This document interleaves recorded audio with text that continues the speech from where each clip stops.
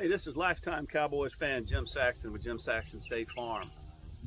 You want insurance knowledge and old school service? Give us a call.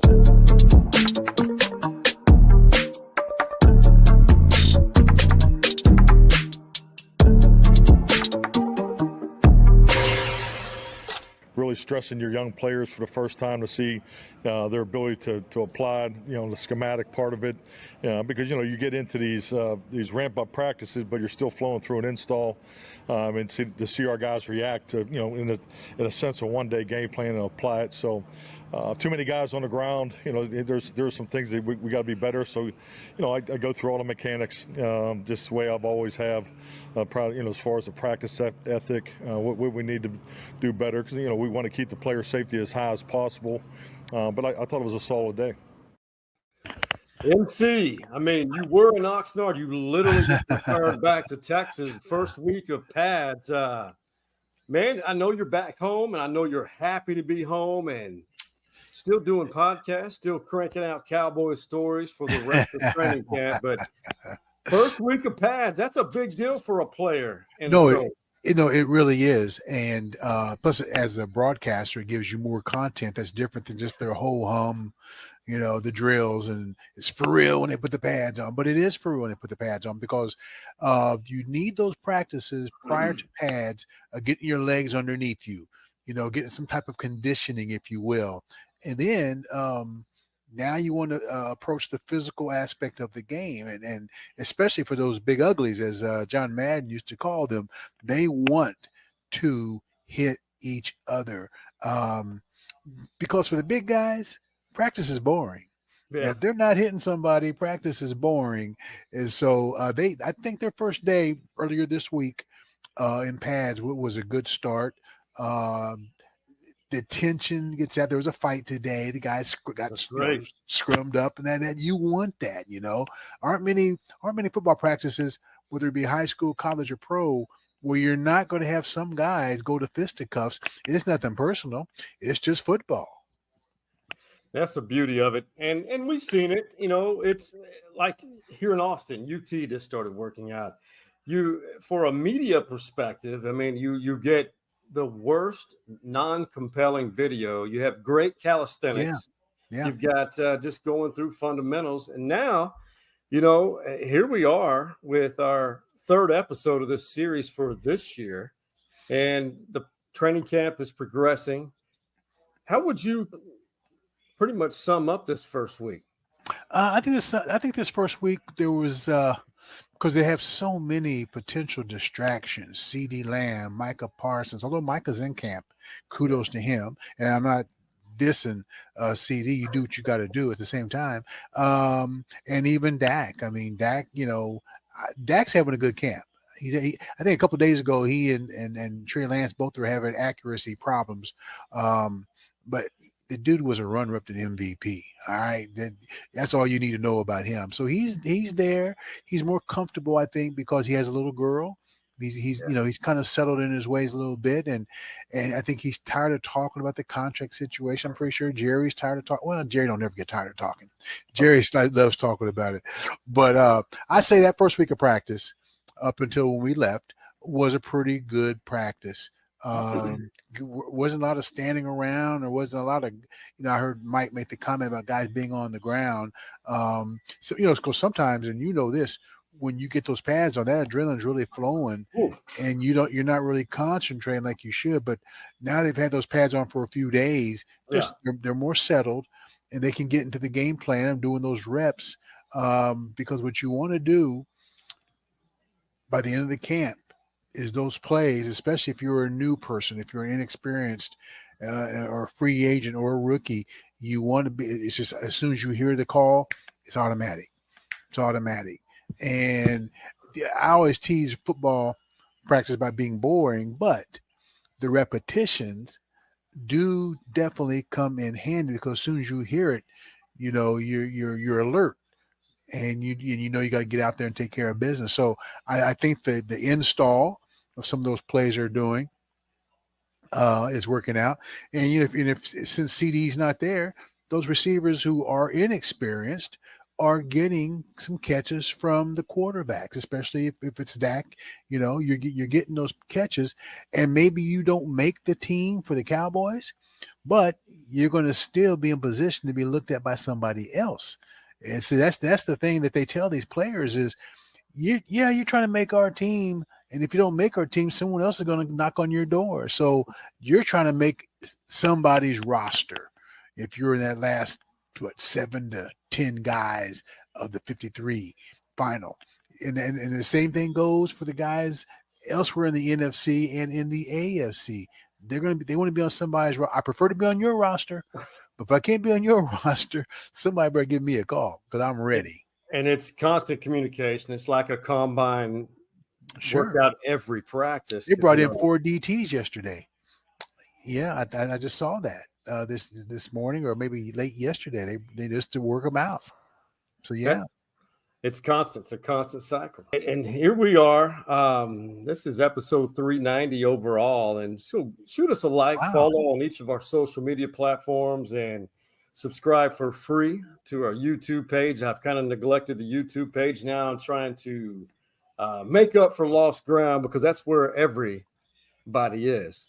Now, Coleman, Trayvon Diggs, it was, I think, last September 23rd of last year, suffered a torn ACL. It's very unfortunate, extremely talented young man in the secondary.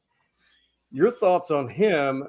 Well, let's hear from Trayvon first, and then I would love to see or hear your thoughts on how he looks, because I know confidence is always a question when an individual comes back from an injury like that. You can't take this game for granted. Anything could happen. You don't know how valuable it is until it's taken away from you. So, I'm just being thankful for that. So obviously, respect the game. He's passionate. His time away. That's a long time to be away from not suiting up.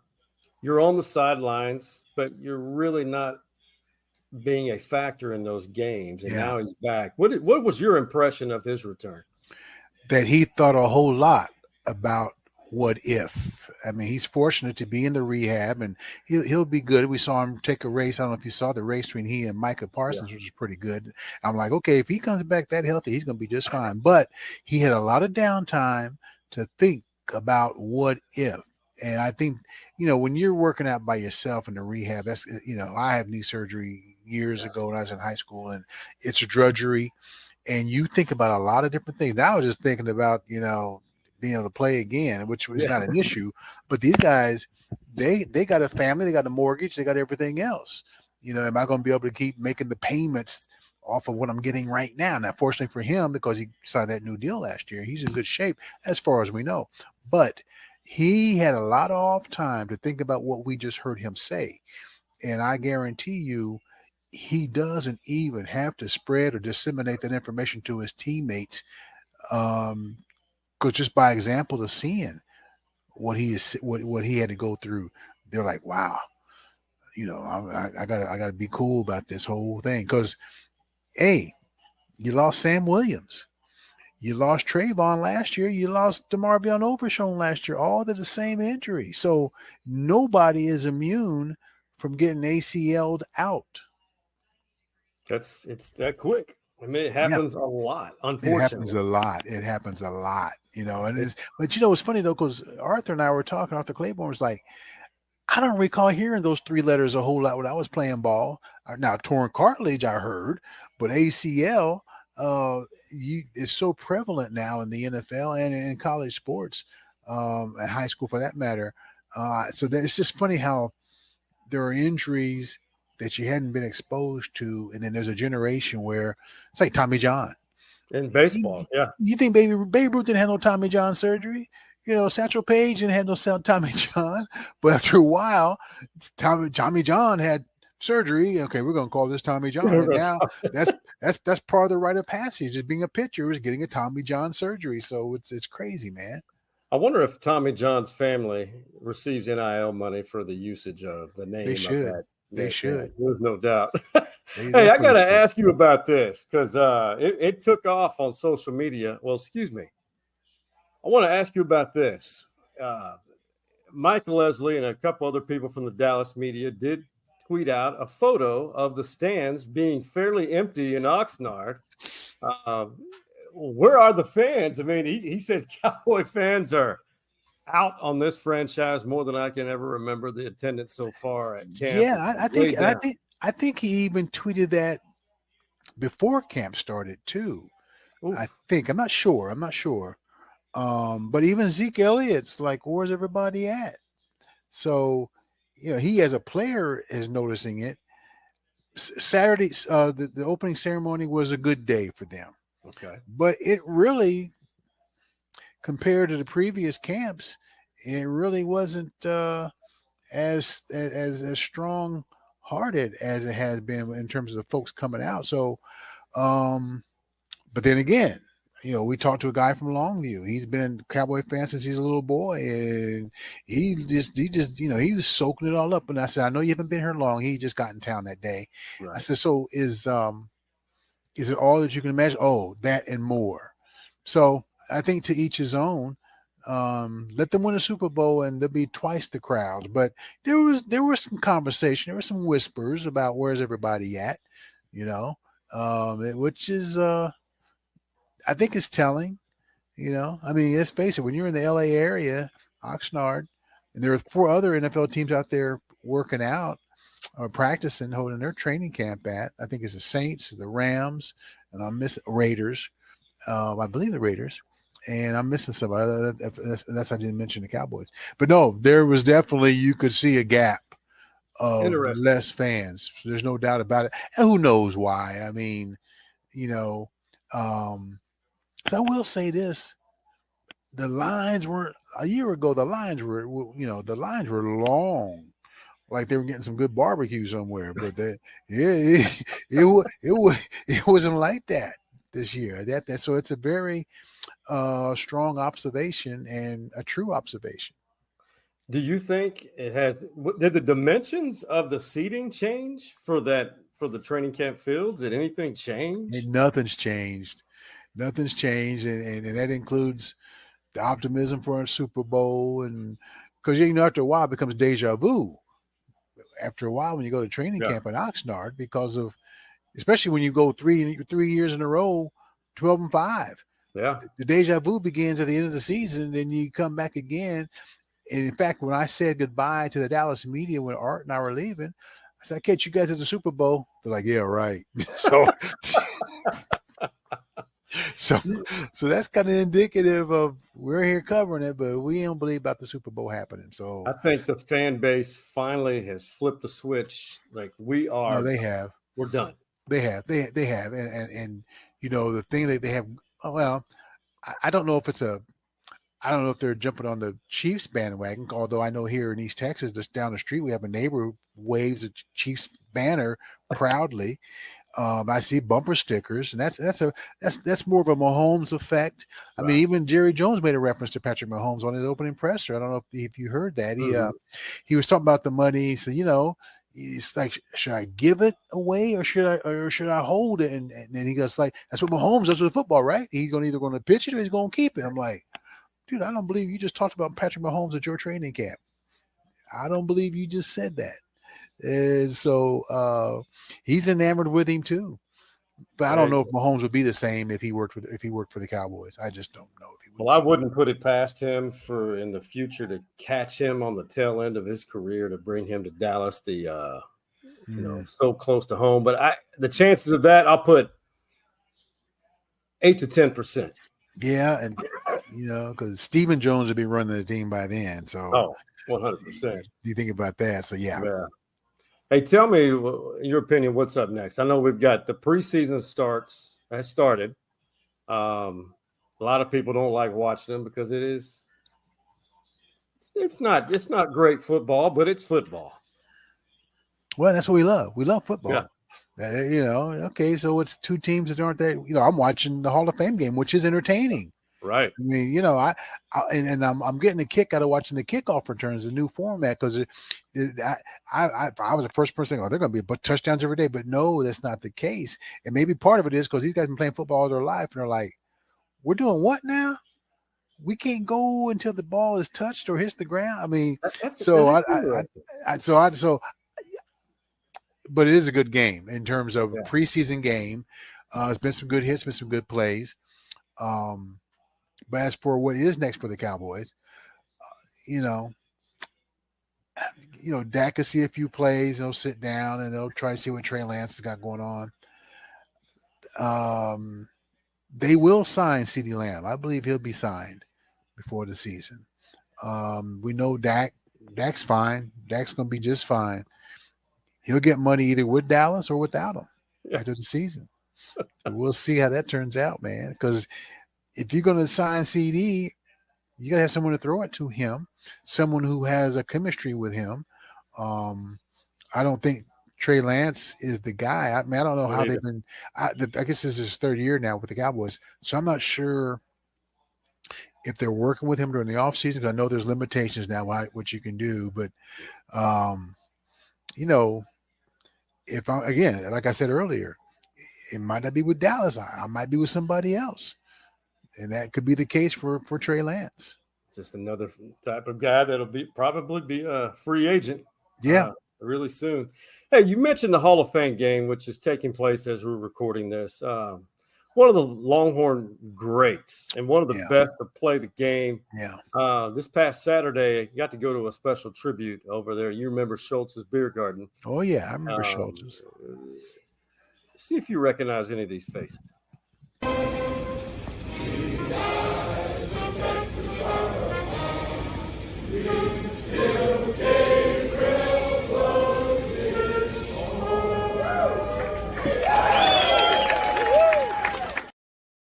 Some of the Longhorn greats from the 70s, 80s, even all the way up to current, like or recent Lamar Houston. Right. It's really a sad deal because Steve McMichael and I believe his wife were watching it on FaceTime, because I hate using this term, MC, but and our buddy Bill Schoening was there. I think he's on his last leg of his fight with ALS. Well, at least he got to, and I think you're right. He got to see himself get in. Yeah. It's I liken it to ALS and Lou Gehrig. A tremendous athlete, a tremendous teammate, and everything. And again, it's one of those things, like you and I had talked earlier today. It's like, how does this happen? And it's just it's sad. It's life. Life sucks sometimes. And but I think the upside for Michael being in the position he's in is him being able to be acknowledged as one of the best in the history of the game. Yeah, and he was. Real quick, how can you quickly sum up how he factored in on that great 1985 Chicago Bears defense? The defense was the stars. Walter Payton had his own level, but the defense was the stars of that team. They got the ball back for the Bears, and the Bears knew what to do on offense. Just run. Number 34, who was a pinball when he ran, man. I mean, Walter Payton. There's another guy, his teammate, who goes out the way he did. And then another teammate committed suicide. The defensive back, I can't remember his name right now, real popular guy. And so something happens to people over time when they're not with their teammates anymore. They live that high life, and it's like, what am I going to do next? And then when an illness kicks in, I don't know, but you have to ask yourself, where did that time go? Yeah. And there's nothing wrong with saying, why me? There's nothing wrong with thinking that, because you're like, I mean, that doesn't mean you're wishing to happen to someone else, but it's like, wow, why me? And so yeah, I mean, you think about some members. Dave Duerson is his name. Dave Duerson. Oh, I couldn't remember his name. Dave Duerson. And so, three key members of that team. Buddy Ryan, he lived a long life. He's gone. So there are holes in that Chicago Bears team of 85, but the defense, they were the stars of the show. The Super Bowl shuffle, that they were the stars. It's a great time. I was 12 years old. I remember it. It was the Super Bowl shuffle, a lot of stiff dancing. in that Yes, it video. was. Yes, it was. Very much. Hey, let's pick up the RPMs and finish with something positive. All right. Hey, man, tell me something good. Tell me something good, brought to you by our guy Jim Saxton at Jim Saxton State Farm Insurance Agency here in Austin, Texas. What's on your mind, MC, that's positive? It could be tied to anything, the Cowboys, your life. No, I'm going to tell you what's good. Simone Biles is gold. Ooh, she's great. She's golden. Way to go for her. And it's cool that the Bears let her husband, go to Paris to see what she could do and watch her entertain and come home with the gold, or she's still out there, but and runner up is Snoop Dogg. He's still in the show. He's Flavor Flav. And Flavor Flav. I mean, these are two guys who were doing the rap thing and the gangster rap, whatever they call it, but they have found themselves in the hearts of people, and that's how it should be. And kudos to them. And hopefully, they can inspire knuckleheads, those who are negative thinking about other people's cultures, that, it's not so bad after all. Yeah. They're transcendent. They are. I'm telling you, I think they are. We've gone this far into the Olympics, and I feel like we're now finally the reach is there, meaning I'm starting to see it and feel it. The country is doing this right now, I think. Yeah, it is. All the devices, they're coming together to get behind the United States. Yeah, it is. I mean, it's like, why would you want to live your life and be miserable and be angry at somebody or at people, or people don't look like you or whatever? Here's another good one, real quick. I'm giving you three. This one here is more serious. There was a situation, and you may have seen it on social media, and I saw it written up in Alabama, Tuscaloosa. There was a restaurant, and a white gentleman took his black friends to the restaurant because he'd been bragging about it, and he sat at the table with them, and then the owner of the place, I think his name is Nick or something, Fritz or Nick, he said to him, do you condone sitting at the table with Niggers? He spelled it out. And that dude's like, what? And he said, let's go, to his friends. And the guy followed them outside, and he said, I just can't believe you I've been bragging about your place to these my friends. They're my friends. And you said that in front of them. You said it, period. It wasn't just because it was in front of them. So I didn't know you said it. And a couple of the black folks say, oh, no, we heard you say it.